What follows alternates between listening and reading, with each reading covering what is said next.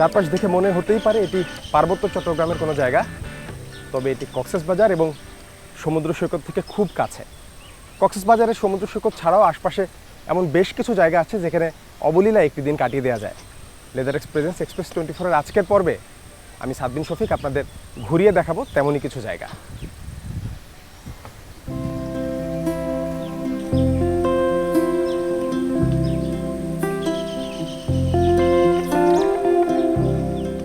এটা হলো টাইঙ্গা কাটা। নামটা শুনতে খটোমটো লাগলেও দেখতেই পাচ্ছেন জায়গাটা কত সুন্দর।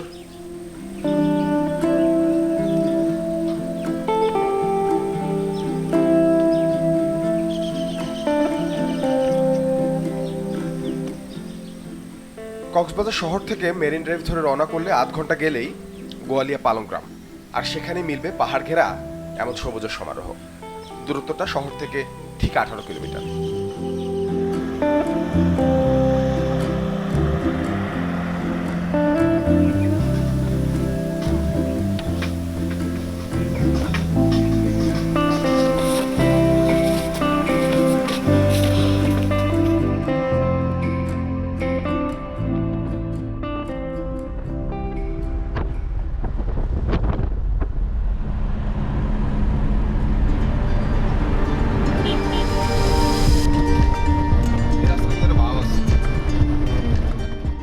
আবারও রওনা হলাম মেরিন ড্রাইভ ধরে।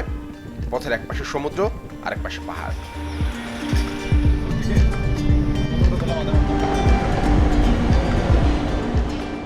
দিনের শুরুতে রোদ থাকলেও এখন কিন্তু আকাশে বেশ মেঘ করে এসেছে।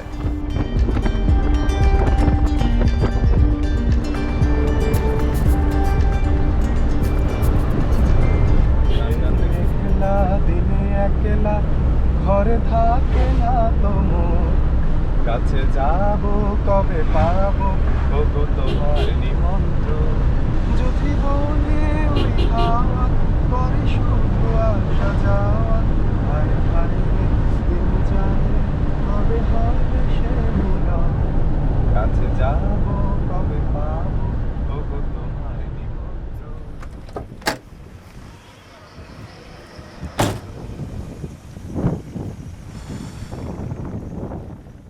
আরো ঘন্টাখানেক যাওয়ার পর পেয়ে গেলাম দারুণ একটা জায়গা। সমুদ্রটা এখান থেকে বেশ সুন্দর দেখাচ্ছে। ওয়াও! মেরিন ড্রাইভ দিয়ে যাওয়ার পথে এই ধরনের দৃষ্টিনন্দন নানা লোকেশন চোখে পড়বে, যেখানে আপনি অবলীলায় খানিকটা সময় কাটিয়ে যেতে পারেন।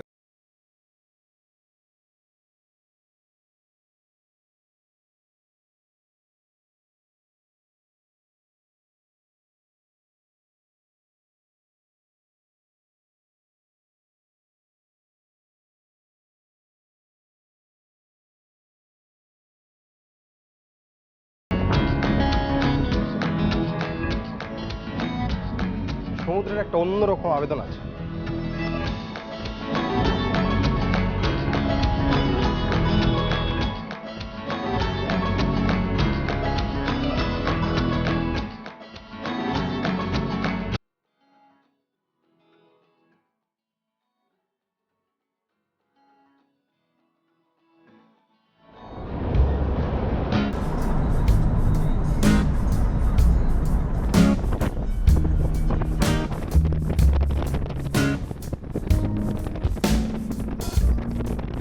ভাই নোয়াখালী পাড়া কি এদিকে? নোয়াখালী এদিকে এই রাস্তা দিয়ে নামে? এলাকা থেকে নোয়াখালী করে এই রাস্তা দিয়ে নামে? যান।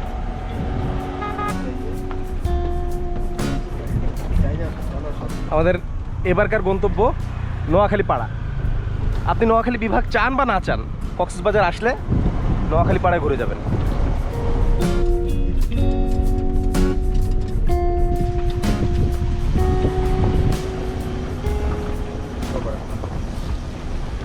ভাই এটা কি নোয়াখালী পাড়া? হ্যাঁ, নোয়াখালী। এই জায়গার নাম নোয়াখালী পাড়া কেন? নোয়াখালী পাড়া এটা আগে হচ্ছে আসার, মানে এখানে কি নোয়াখালী থেকে লোকজন এসে বেশি থাকে? না না, এটা হচ্ছে আগের কার মানুষেরা কি নোয়াখালী পাড়া নাম দিয়েছিল, তখন থেকে নোয়াখালী পাড়া বলে। আচ্ছা, থ্যাংক ইউ।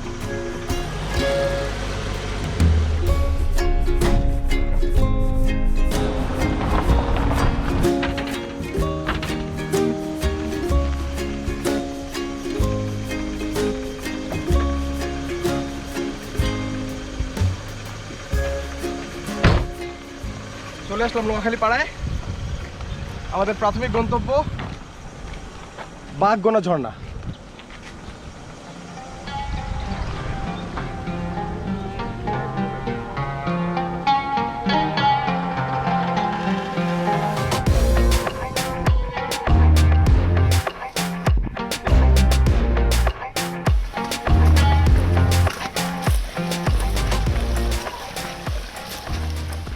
টেকনাফের বাহারছড়া নোয়াখালী পাড়ার দূরত্ব কক্সবাজার শহর থেকে প্রায় 50 কিলোমিটার।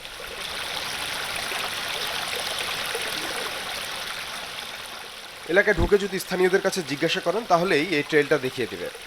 চাইলে স্থানীয় কাউকে সাথে করে নিয়ে যেতে পারেন।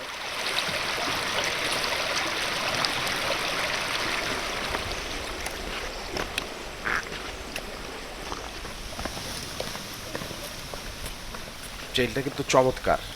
কিছুটা পথ ঢুকলে প্রকৃতির শব্দ ছাড়া চারপাশে আর কোনো শব্দ নেই।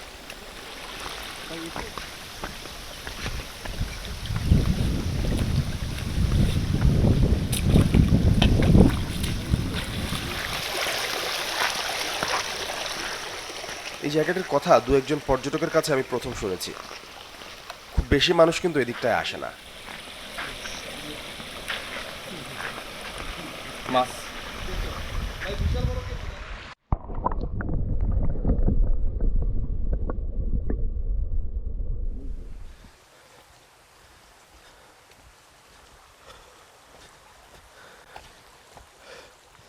বেশ গা ছমছমে একটা পরিবেশ। এইখানে পানি এখন যতটুকু দেখছেন, যদি পাহাড়ে বৃষ্টি নামে একবেলা, পানি যে কই গিয়ে ঠেকে।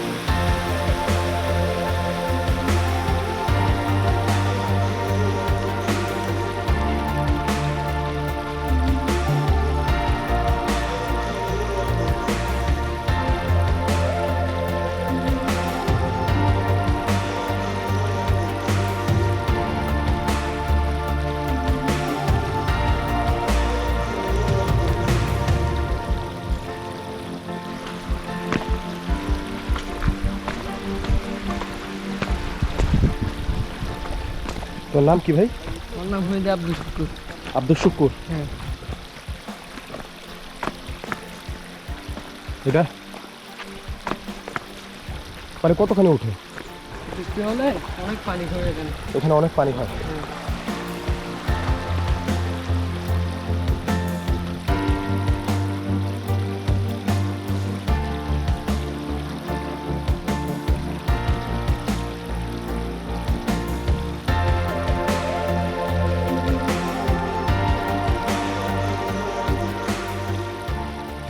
এটা হলো সেই বাঘঘোনা ঝর্ণা। শীতের সময় হওয়ায় এখন এখানে পানি নেই, কিন্তু পানি যদি দেখতে হয় তাহলে ভরা বর্ষায় আসতে হবে। আর অল্প খানিকটা পথ বাকি আছে, একটু বিশ্রাম নিচ্ছি। সকালের দিকে আজকে মেঘ ছিল, খানিকক্ষণ বৃষ্টিও হয়েছে, তবে এখন বেশ রৌদ্রোজ্জ্বল আবহাওয়া। আমার সাথে আব্দুল শুকুর এখানেই থাকে, দেখা হয়েছে খানিক আগে, আমাদের সঙ্গ দিচ্ছে। তবে এখানকার যে পাহাড়ের দেখে অনেকেই কনফিউজড হবে, এটা কি আসলে বান্দরবানের দুর্গম কোনো এলাকা কিনা।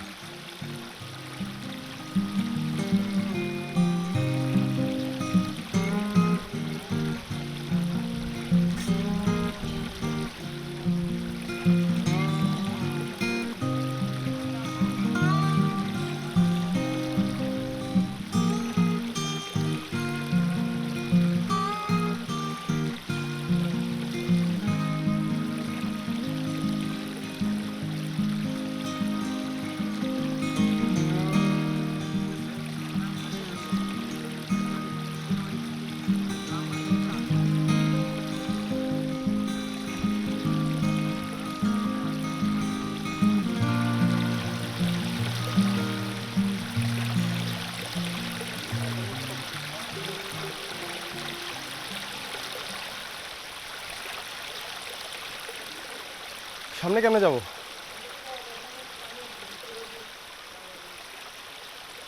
প্রায় 40 মিনিট এই ঝিরি ধরে হাঁটে আসার পর যেখানটাতে আসলাম এরপর আর যাওয়ার সুযোগ নেই।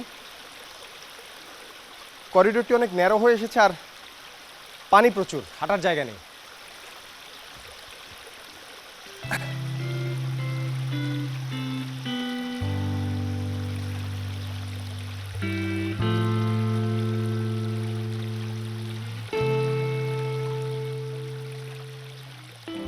পায়ে হাঁটার পথ এখানেই শেষ হয়ে যাওয়ায় এরপর কি আছে সেই পর্বটা আমাদের কাছে অজানাই থেকে গেল। বাকি রাস্তাটুকু রেখে গেলাম ভীষণ সাহসী অ্যাডভেঞ্চারাস কারোর জন্য।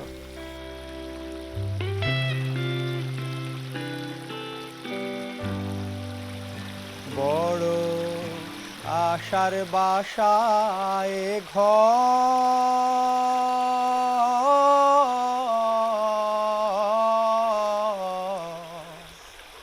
পড়ে রবে কোথা যেতা ঠিক নাই তারি।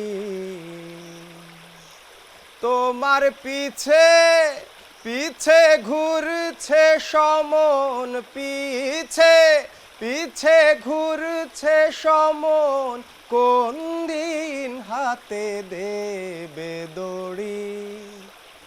ওরে মন কোন দিন হাতে দেবে দড়ি। দেখ না মন ঝাঁক মারি এই দুনিয়াদারি, দেখ না মোহন ঝাঁক মারি এই দুনিয়াদারি।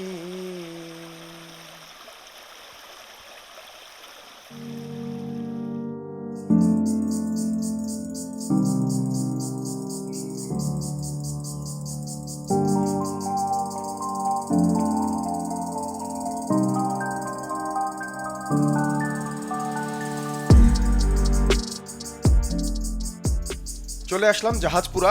কক্সবাজার শহর থেকে প্রায় 55 কিলোমিটার দূরে টেকনাফের বাহারছড়া ইউনিয়নের এই এলাকাটিতে আছে শতবর্ষী গর্জন গাছের এক বিশাল বাগান।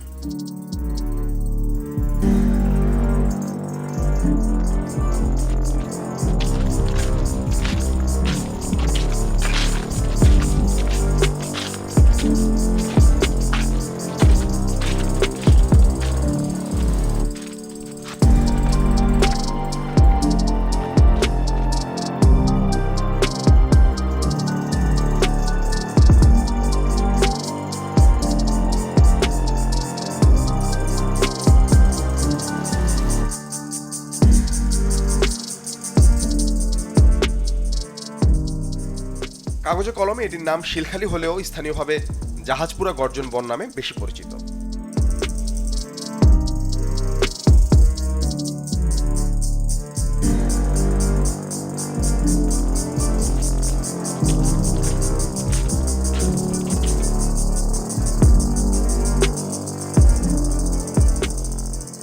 এই বাগানের আয়তন প্রায় 2.5 হেক্টর।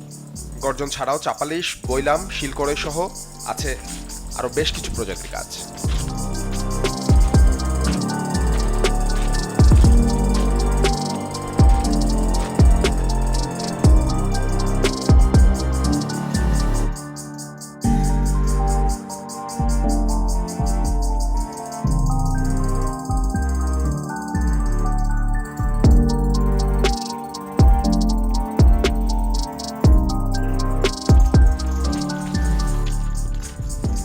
চারপাশে ঝিঝি পোকার ডাকে তৈরি হয়েছে এক অপার্থিব পরিবেশ।